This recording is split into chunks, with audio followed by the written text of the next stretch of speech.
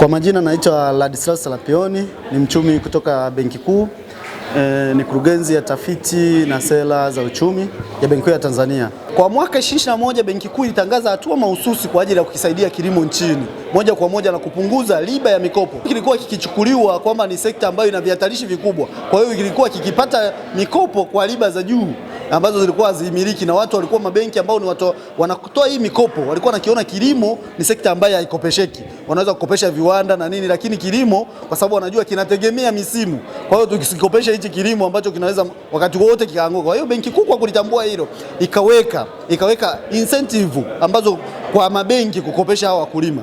Njia ya kwanza iliyoifanya ilikuwa ni kutenga kuwa na mfuko maalum wa shilingi trilioni 1 ambazo ilikuwa tukikopesha mabenki kwa asilimia. Tumekuwa tukikopesha toka mwaka 21 mpaka leo, tumekuwa tukikopesha mabenki kwa riba isiyozidi ya 3%, na wenyewe wanatakiwa kukopesha katika sekta ya kilimo kwa riba zisizozidi 10% kwa mwaka. Ni riba kwa mwaka, hiyo 10% ni kwa mwaka. Kwa hiyo tumekuwa tukifanya hivyo, ambayo kwa kweli toka tumeanza, kumbuka mwezi Agosti ukuaji wa mikopo iliyokuwa inaelekezwa katika sekta ya kilimo ulikuwa umedorora mpaka kufikia ukuaji hasi wa 8.1%. Lakini mpaka sasa hivi tunaongea ukuaji huo, kuna miezi ulikuwa mpaka kufikia 40 na kitu, ambako sasa hivi tunaongea huko zaidi ya ukuaji katika sekta ya kilimo ni 29, angalau unaelekea katika 30%. Kwa hiyo tunaweza tukasema hatua hiyo ambayo ilifanyika, ambayo ilikuwa ni kutenga mfuko maalum ambao tunawakopesha mabenki na mabenki yanawakopesha wakulima kwa riba zisizozidi 10%, umefanikiwa. Pia mchango wa kilimo umeendelea angalau kuwa mzuri katika wakati wote huo, tunaweza tukaona.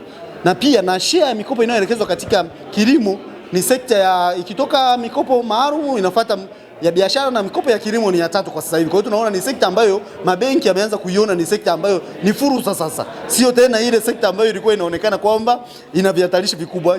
Kitu kingine ambacho ilikifanya benki huu mwaka huo 21 ilizambia sekta za fedha, kama ndio hujaweza kupata pesa kwenye hiyo 1 trillion facility ambayo ni mfuko maalum wa shilingi trilioni 1, lakini wewe mwenyewe unaweza ukakopesha. Ukiwakopesha wakulima mikopo ya kilimo kwa riba zisizozidi 10% kwa mwaka, na sisi tutakupunguzia sehemu ya amana ambayo kisheria unatakiwa, mabenki ya kisheria yanatakiwa yaweke amana Benki Kuu. Sasa kwa sababu umekopesha kilimo, na sisi tunakupunguzia hiyo sehemu ya amana ambayo unatakiwa kuiweka Benki Kuu, unaitumia kufanya biashara sehemu nyingine. Kwa kufanya hivyo tumeona Benki Kuu ni taasisi ambayo inakipa kilimo kipaumbele, haijafanya katika sekta zingine, lakini ni kutokana na mchango mkubwa wa kilimo ambayo imekuwa nao katika sekta hiyo. Kilimo Benki Kuu imekipa kipaumbele cha namba 1 katika sekta zote, na waomba wakulima wanapoenda kule kwenye mabenki kutafuta mikopo waweze kuwauliza maafisa mikopo, ninajua kuna fursa ya mikopo hii ya 10%,